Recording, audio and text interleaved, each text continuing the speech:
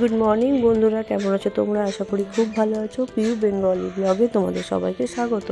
তো দেখো, সকাল সকাল আমি ব্লগটা শুরু করলাম। তো এখন বাজছে সকাল 7টা, আর এখন থেকে আমি ব্লগটা শুরু করলাম। তার সকালে উঠেই আমি আগে ঝাড়টা দিয়ে নিচ্ছি।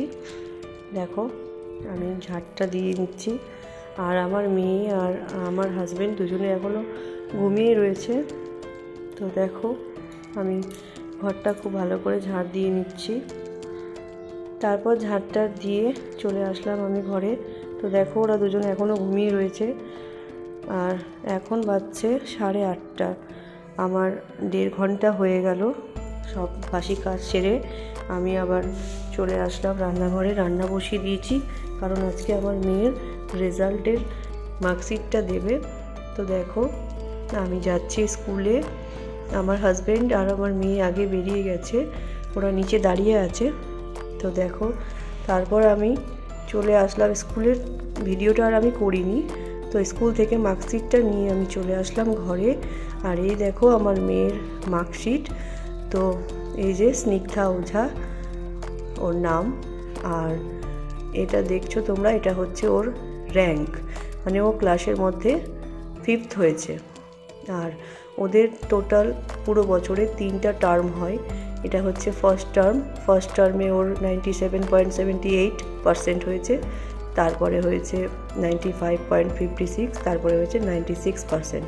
তো ফার্স্ট টার্মে ও সেকেন্ড হয়েছিল, সেকেন্ড টার্মে 9th হয়েছিল, আর থার্ড টার্মে ও 10th হয়েছে। তো টোটাল ওভারঅল র্যাঙ্কটা ওর 5।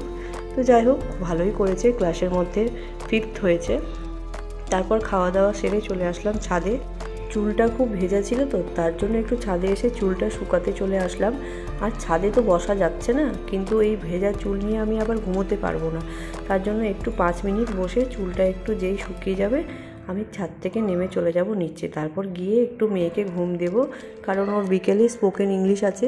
আর ওর যে ম্যাডামের কাছে স্পোকেনটা করতো, তো ম্যাডামটা একটু দূরে চলে গেছে, তো তার জন্য একটু তাড়াতাড়ি বেরোতে হবে। আমার ছাদে বসা হয়ে গেল, এখন আমি নিচে যাচ্ছি।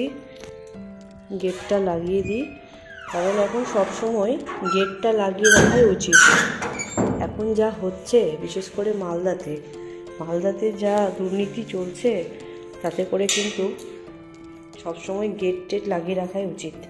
তো চলো নিচে যাই ঘুমোতে, তারপর ঘুম থেকে উঠে বিকেলে তোমাদের সাথে দেখা হচ্ছে।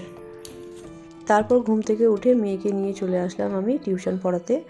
তো ও যার কাছে আগে টিউশন পড়তো আর কি, তো উনি আগে আমাদের পাড়ার পাশেই ভাড়া থাকতেন। তো এখন উনি বাড়ি করে নিয়েছেন, তো একটু দূরে হচ্ছে আমাদের বাড়ি থেকে। তো যার জন্য আমি একটু তাড়াতাড়ি বেরোলাম, আর তারপর টিউশন পড়ে চলে আসলাম বাড়ি। তো দেখো, আমার মেয়ে আসার পথে কুরকুরে, তারপর নিমকি সব কিনে তারপর আমি একটু ওকে আদা দিয়ে লাল চা করে দিলাম, কারণ ওর গলাটাও ব্যথা করছিল আর আমারটাও একটু গলা ব্যথা করছিল। তো তারপর আমরা দুজনে নিয়ে বসে পড়লাম আর টিভি দেখছি। তো বন্ধুরা, আজকের মতো এইটুকুই। ভিডিওটি ভালো লাগলে লাইক কমেন্ট শেয়ার করতে ভুলবে না, আর চ্যানেলটিকে অবশ্যই সাবস্ক্রাইব করবে, আর পাশে থাকা বেল আইকনটি প্রেস করে দেবে, যাতে আমি ভিডিও দেওয়ার সাথে সাথে তোমাদের কাছে নোটিফিকেশান পৌঁছে যায়। তো বন্ধুরা, আজকের মতো এইটুকুই। Good night, tata.